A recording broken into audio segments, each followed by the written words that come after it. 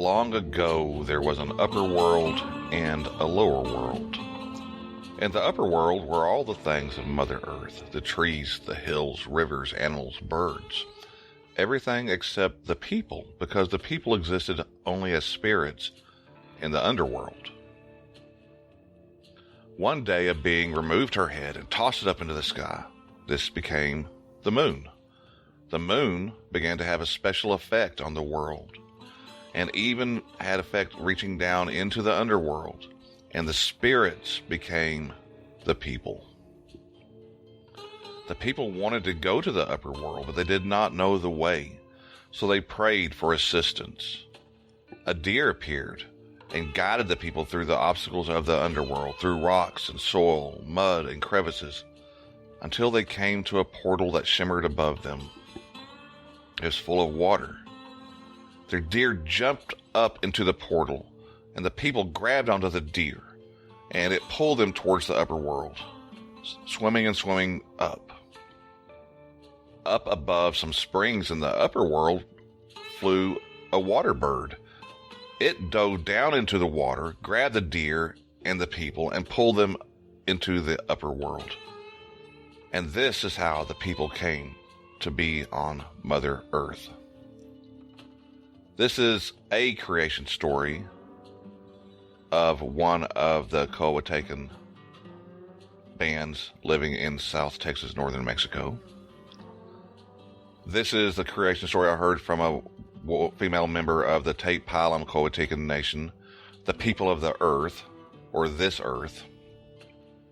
They are a tribal community of affiliated bands and clans of the Payaya, Pacoa, Borado, Pacawan, Papanak, Irbi Piame, Zarame, Pahala, Tilihai nations, and others collectively known as Coahuiltecans.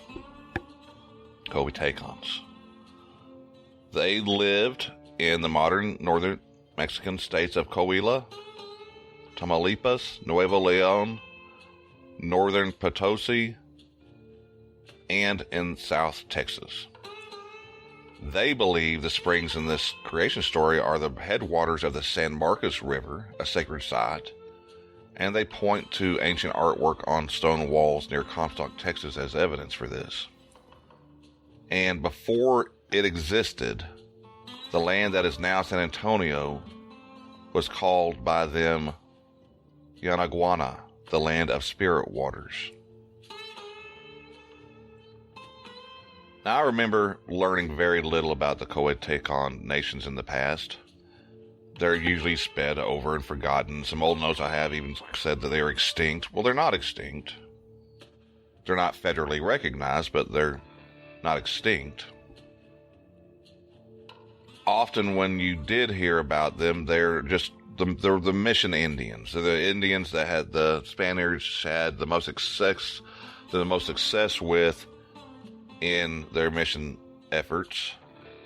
And as I said, even though they are not yet federally recognized in the United States, and in some sources I've seen they've been declared extinct, the Coahuiltecans are alive and well and working to preserve their culture and heritage. The 77th Texas State Legislature recognized Tejano Coahuiltecan Nation as the Aboriginal tribal families of Texas in 2001. The city of San Antonio, by proclamation, recognized them as the first tribal families of San Antonio. The Archdiocese of San Antonio recognized them as the indigenous tribal families of the 5 Indian missions of San Antonio. They're still fighting to be recognized by the government, scientists, and the general public, but we'll touch on modern Coahuiltecans at the end of the lesson.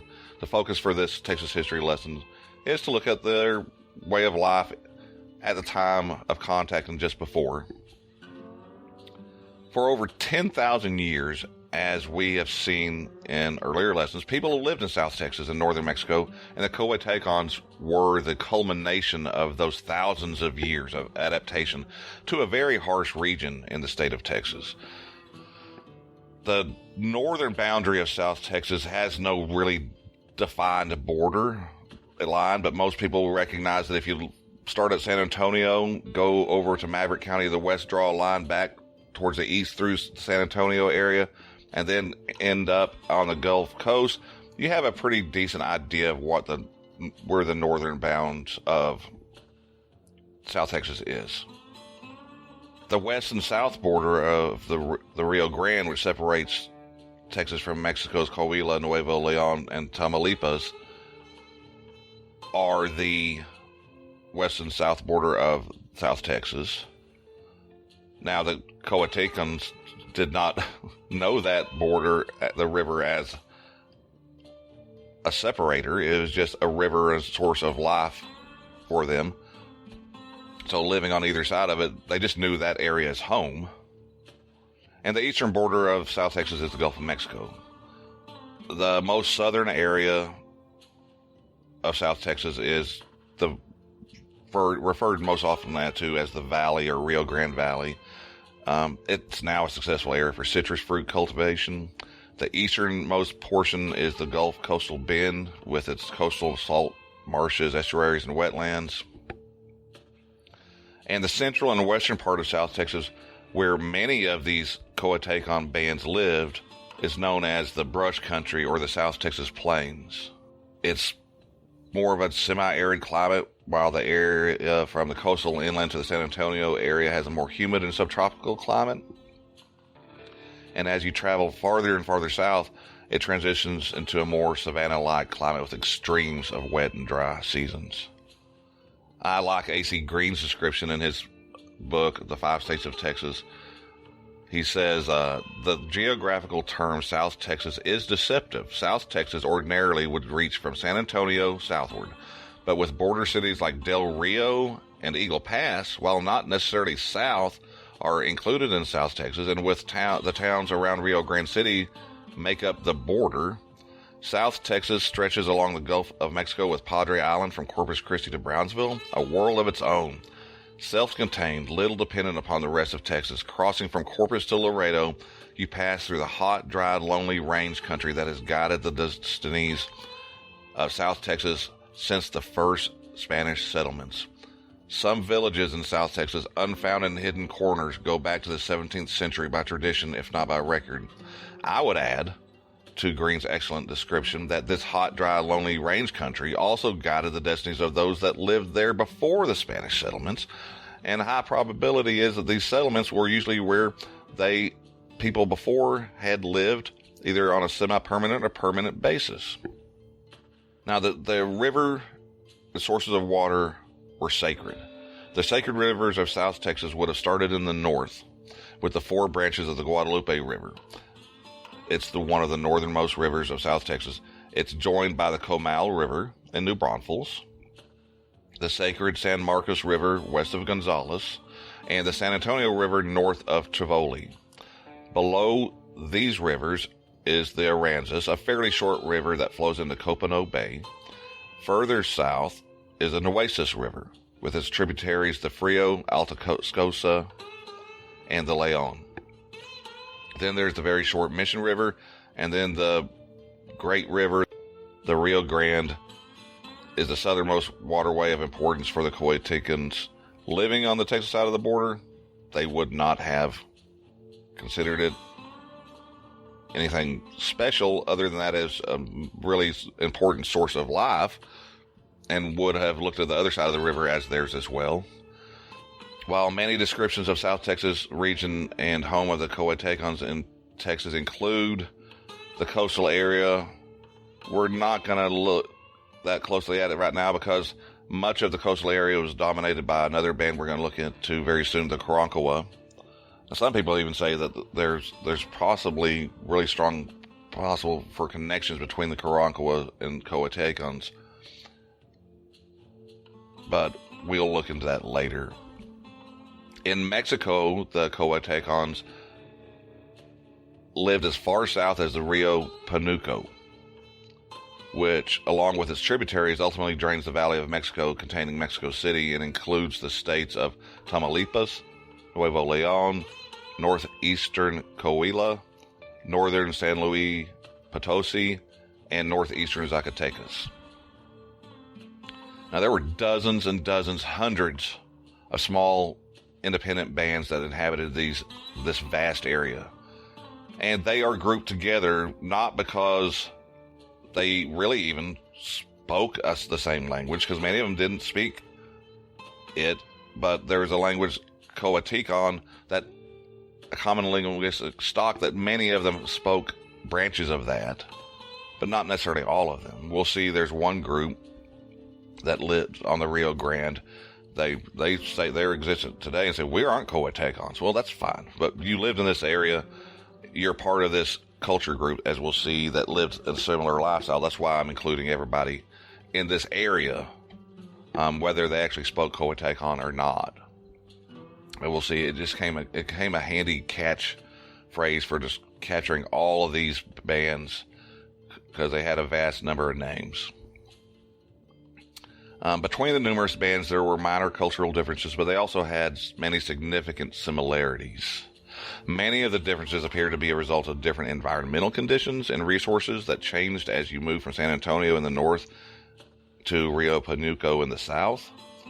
Population levels varied, but bands probably had 100 to 300 people, and some might have had as many as 500. Housing, weaponry, clothing, survival techniques varied amongst the bands, and the differences between the Payayas in San Antonio and the Coahuiltecans in Tamaulipas were probably significant. They were not a single culture, nation, or ethnic group, or they weren't, like I said, even a one language. But David LaVere best explains it. They were a wide scattering of bands with a similar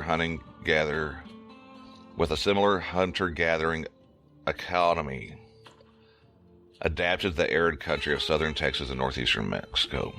There are enough similarities that we can discuss them as a whole while recognizing that there were autonomous small bands that lived in the area. Starting in the north, the Payayas, 3 or more affiliated bands that lived in an area focused around San Pedro Springs, the site of modern San Antonio. Southeast of them, between the San Antonio and Guadalupe rivers, lived the Aranamas and Tamiques. South of the Aranamas lived at least a dozen bands known as Orejones along the lower Nueces. The Pacal lived in an area northeast and upstream of the Orejones, near the junction of the Frio and the Nueces. West of the Pacal were the Casale Tarcodams, near the confluence of the Pecos and the Rio Grande. The Catajanos lived down the Rio Grande from them. Then there were the Carrizos, farther south. They are the group now known as the Carrizo Comacrudo that are active in trying to preserve ancestral lands along the border. I'll mention them in a little bit. The Barados lived down near Brownsville at the lower end of the river, Rio Grande. And then there were the Malaquites that lived on the Gulf Coast south of Corpus Christi. And some of the other bands mentioned before, Pacawan, Papanac, Irabiapame, Zarame, Pahalot, and Tilahi are some of the other groups that should be named. It has been suggested that environment and habitat these nations lived in limited their ability to diversify, because once they established the most successful way to survive, and survival was so focused on specific resources, they had to stay focused. They were constantly working to provide for themselves and their loved ones. It would probably be incorrect to say that there was no influence from the outside. In fact, it would be foolish. But since the harsher way of life they followed would not have been attractive to outsiders, the influence could be considered minimal. They wore very little clothing. A deer hide breechcloth or loincloth was usually all a man would wear if he bothered to wear anything at all, along with sandals made from fibers or from animal skin. A robe made out of rabbit fur would have been worn if the weather were especially bad. They would often decorate these breechcloths that often fell below their knees with animal teeth, seeds, other adornments. Women usually wore skirts made out of grass, but they also wore animal hide skirts. They made blankets and shoes out of buffalo hides and rabbit skins. Men and women both grew their hair long, down to the waist, and sometimes used deerskin thongs to hold the hair ends together at the waist. Many pierced their lips with cane. Tattooing was very common, with patterns on the face and body. The face tattoos could be various combination of lines, perhaps, we think, signifying the band or ethnic identity. Body patterns of tattoos included broad lines and could be straight or wavy as they ran the full length of the torso. Mostly they lived in small movable huts. They used mats out of reeds or hides along with small saplings to make small circular dwellings that were easy to tear down and move. Their bows were made from tough mesquite roots, and they used deer sinew or braided lechuguela fibers for the bowstring. Cabeza de Vaca lived amongst them and said they were expert marksmen. Carved wooden sticks were an all-purpose tool that could be used for many purposes, from killing rabbits to grubbing for worms. They lived in groups whose families were usually all related to one another. Each band would have had a headsman, a leader, or sometimes a leader might have some authority over more than one band, but it probably wasn't that common. They were usually acknowledged as great hunters and warriors, but they did not have absolute power. As we will see with other indigenous peoples, they were extremely free and could easily shift their allegiance to another leader or band if they found a reason to. And the food or animals brought into the band were shared by all. Each band was politically autonomous.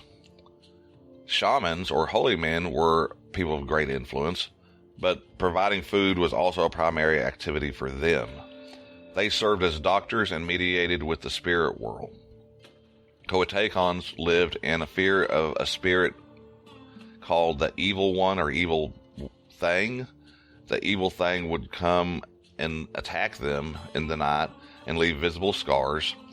And this is one of the shaman's responsibilities, to keep them safe from the evil thing.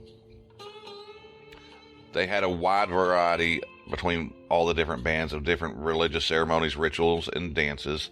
Some lasted for 3 days and involved the consumption of something called the black drink, which would be made out of mesquite beans or peyote. Now, peyote was very important. That would grind it and use it as a tea that would provide visions, and visions and dreams were especially significant to their spiritual lives.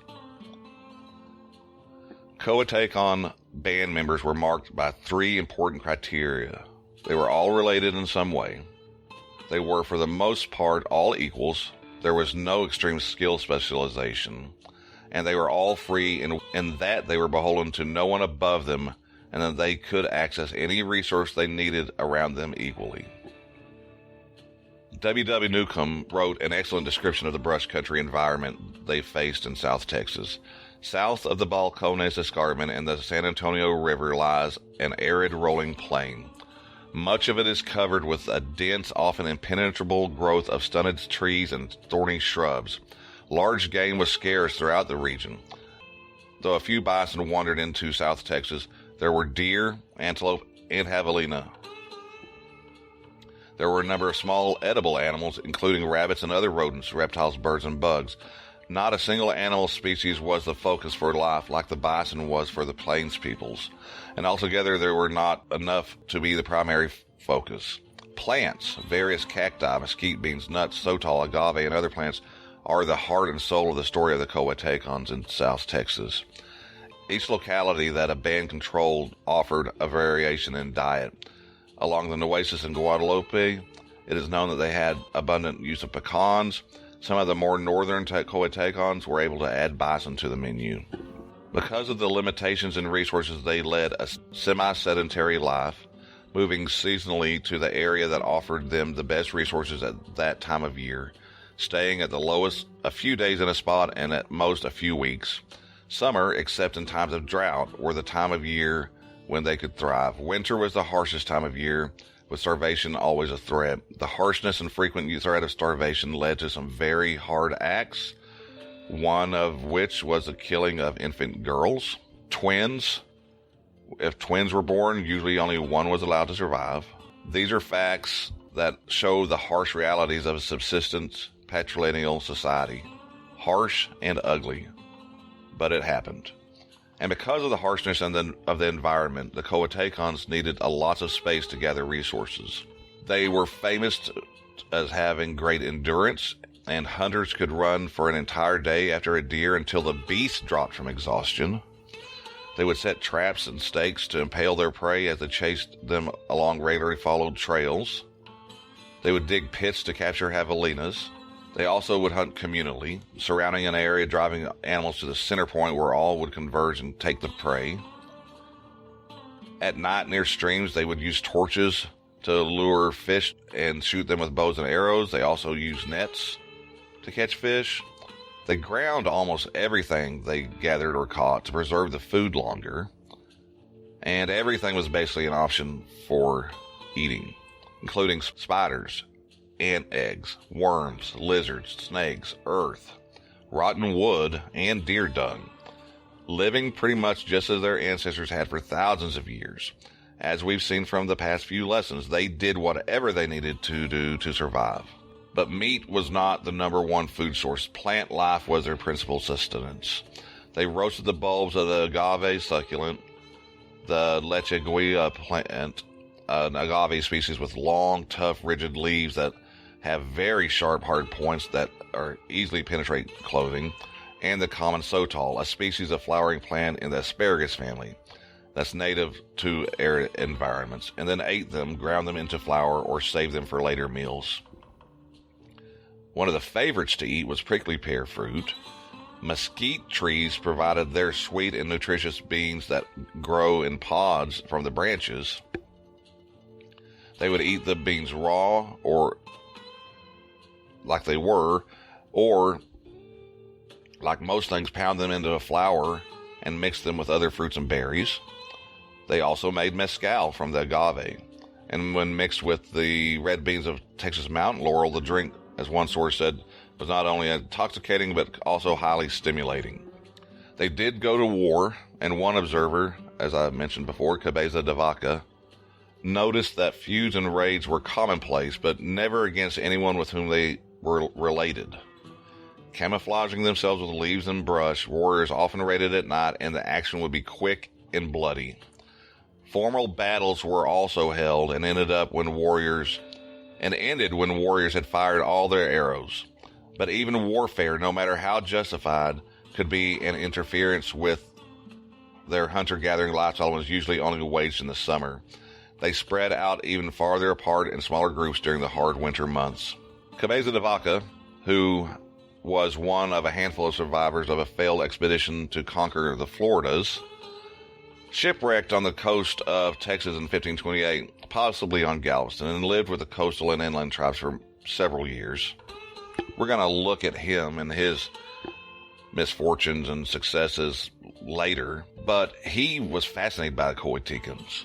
He wrote, "I believe these people see and hear better and have keener senses than any other in the world. They are great in hunger, thirst, and cold, as if they were made for the endurance of these and more than other men, by habit and nature."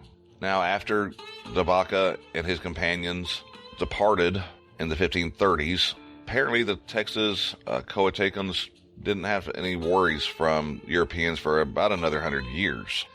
Over 100 years, when the Spaniards began to make attempts in the late 1670s, 1690s to re-enter the region, this time for the establishment of missions to convert the peoples north of the Rio Grande and to put military presidios for protection and enforcement of order.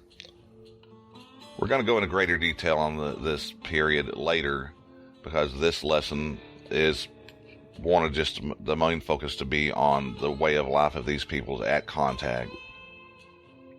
But we will touch on it a little bit here. In 1700, the Spaniards established San Francisco Solano Mission below modern-day Eagle Pass on the Rio Grande.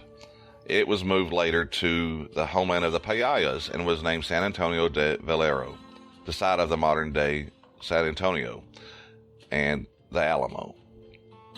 And all 5 missions were erected in the San Antonio area.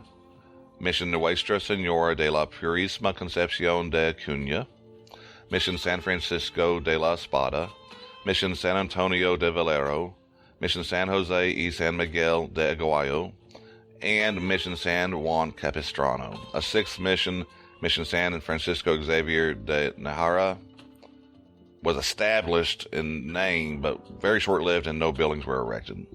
Now, by the 1700s, disease had already hit them and had catastrophic effects on them, just as it had to the Indians in the South. When Cortez landed, as one source says, the situation facing them at the time of Spain's new push for Texas missions, he said, in the early 1700s, Apaches were raiding from the north, deadly diseases traveled from Mexico, and drought lingered. Survival lay in the missions. By entering a mission, they forswore their traditional way of life to become Spanish, accepting a new religion and pledging fealty to a distant and unseen king. I'm not sure if this final statement is entirely true, because their traditions did carry on, and priests did know about some of the traditions and allowed it in some cases. But the missions did offer these people an opportunity, and many people did adapt to it. It wasn't just a sign here and everything was automatically perfect scenario. There were some violent things associated with the early missions that we'll discuss at a later date. There were people that were forced into servitude and slavery and sent to work in silver mines in northern Mexico, Zacatecas area. We'll talk about that in greater detail later. They did not always embrace mission life, and there were records of frequent people running away from the missions. But what is clear, however, that the menace of the Apaches and the extreme destruction and loss of life from European disease placed them in a precarious position to where missions were an attractive option. The disease ravaged native populations. Smallpox had already begun to have a devastating effect as early as the end of the 1600s. Apache aggression and arrival of Comanche Nation in the 1750s made life even more dangerous for Spaniards and Coahuiltecan alike.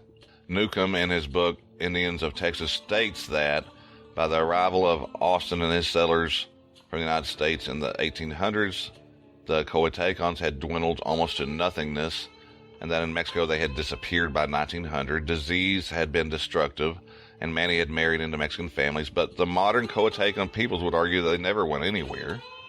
They stayed, worked, and lived where they had for generations. Fewer in number, no doubt, but they have tried to maintain their heritage, culture, and identity despite pressures caused by the changes of history. They helped build the missions. They left their art painted on the interiors of the missions. They helped found the Texas cattle ranching culture and participated in one of the very first Texas cattle drives when Bernardo de Galvez called for a cattle drive in the 1770s to be driven east to help feed the American revolutionaries. Their praised endurance was continued because many of them would serve as messengers along the miles-long circuit from each of the forts to the other. They were the first residents of San Antonio. They were there when the mission was set up there.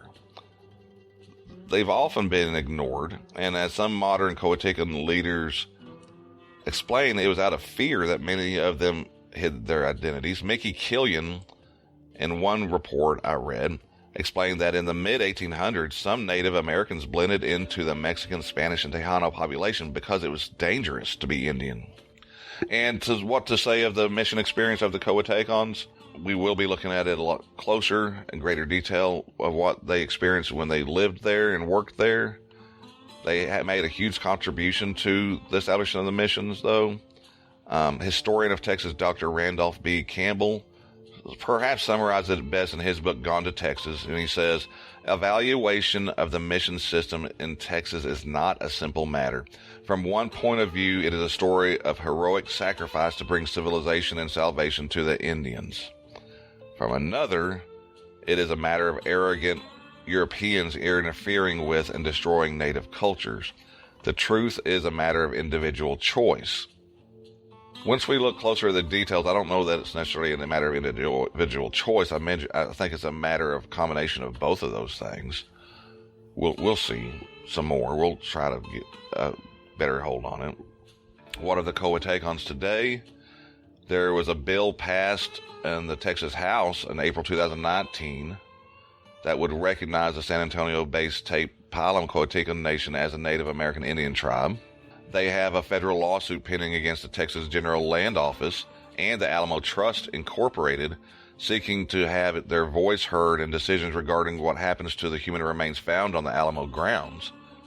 At present, the lineal descendants of the indigenous people who lived in and around the missions aren't included in these discussions because they are not a federally recognized tribe. And the Texas Historical Commission does not recognize the cemetery there to be one of historic importance. The Tate Pilums say, well, just because Davy Crockett's not buried there doesn't mean it's not historical importance, because our ancestors who built these missions, who cared for the cattle herds, established the cattle culture here in Texas along with the Tejanos. We are historically significant, and we should be remembered. It's a fight ongoing. It's worth keeping an eye on. As mentioned earlier, the Carrizo-Comecrudo tribe of Texas, who do not associate themselves as Coahuiltecans, they did live in this area. That's why they are included in this group and are often included in discussions by historians and anthropologists as Coahuiltecan, not because their language was that, but because they shared an area and lived a similar lifestyle. They are very active along the border, farther south from San Antonio, with their own fights. They're fighting against pipelines. They're fighting against the border wall because these things are coming through, and they know where their ancestral burial grounds and holy sites are along the river. And they're seeing them be destroyed, and they're trying to fight this, what they consider an injustice of their stolen land. They want to protect these holy sites. We'll see what happens in the end. They both have excellent websites to follow. So I suggest if you want to know more about what's going on now, there's two good places to start: the TatePilum.org, and then there's the Carrizo-Comecrudo tribe of Texas has a website. So yeah, that's a very interesting lesson. I think I learned a lot from this. I learned that I didn't know that much about things that had been not that stressed in the past. We're going to keep talking about them because as we look at close contact with Europeans coming into the area, we'll come back to these people. I just wanted to use this lesson as an introduction to them and their way of life. And we've already kind of done a whole big, fast flyover of their entire history in a way. But we're beginning with this group.